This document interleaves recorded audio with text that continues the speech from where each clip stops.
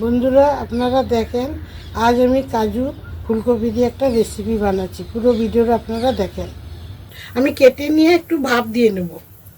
আমার জলটা ফুটে গেছে, আমি এখানে 1 চামচ নুন দিয়ে দিলাম। আর ফুলকপিটা ধুয়ে ভিজিয়ে দিয়েছি কেন, যা বালি টালি থাকে নিচে পড়ে যাবে, ধুয়ে পরিষ্কার করে নিয়েছি। এখন আমি একটা ভাপ দিয়ে নেব। একটা ভাপ দিয়ে নিয়ে বানাবো। আর এখন আমি মশলাটা দেখাচ্ছি আপনাদেরকে। ঢাকা দিয়ে দিলাম একটু ভাপ হয়ে 5 মিনিট মতন। এখন এটা আমার 5 মিনিট হয়ে গেছে, আমি গ্যাসটা বন্ধ করে দিলাম। আর এটাকে আমি তুলে নেব।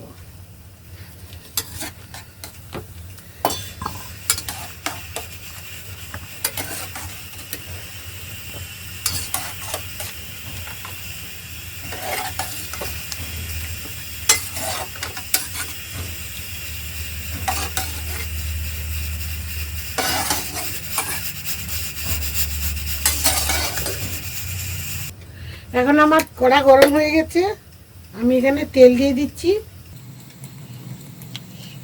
দিয়ে দিলাম তেল 2-3 চামচের মতন, 2 চামচ মতন তেল দিয়েছি। আপনারা চাই আন্দাজ মতন তেল দিবেন, আমি 2 চামচের মতন তেল দিয়ে দিলাম।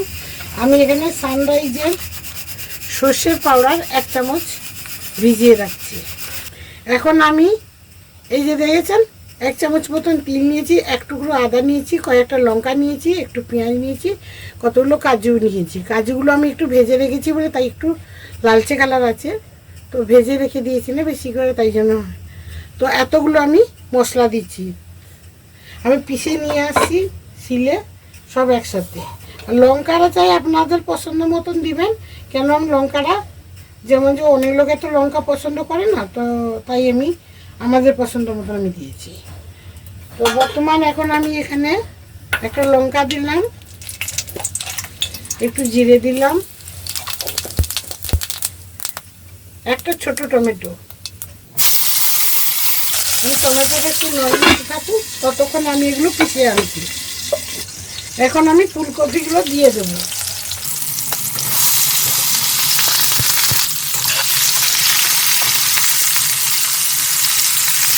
এই ফুলকপিটা একটু তেলের মধ্যে দিয়ে দিলাম, যাতে ভাজাও না হয় আর ইয়েও না হয়, তো গন্ধটা আছে না ফুলকপির, সেটাই আসবে না।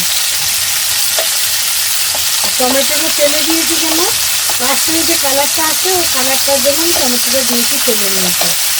এখন আমি মশলাগুলো পিষিয়ে নিচ্ছি।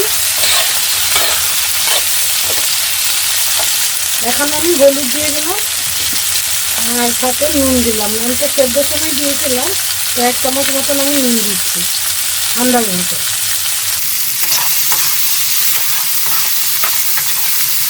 এখন আমি এই যে পিষে আনা মশলাটা দিয়ে দিচ্ছি, তিল কাজু এগুলো আমি পিষিয়ে রেখেছি এটা দিলাম।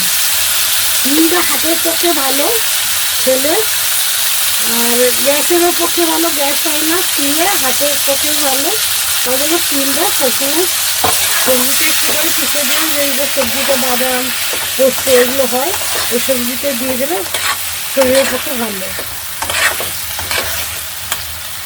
তো এটা আমি জল দিয়ে ঢাকা দেবো। এটা কেন বেশি ভাজবো না, এটা ভাতের মতনই বানাবো, তাই আমি একটু বেশি ভাজবো। আমি এটা ধুয়ে জল দিয়ে দিলাম।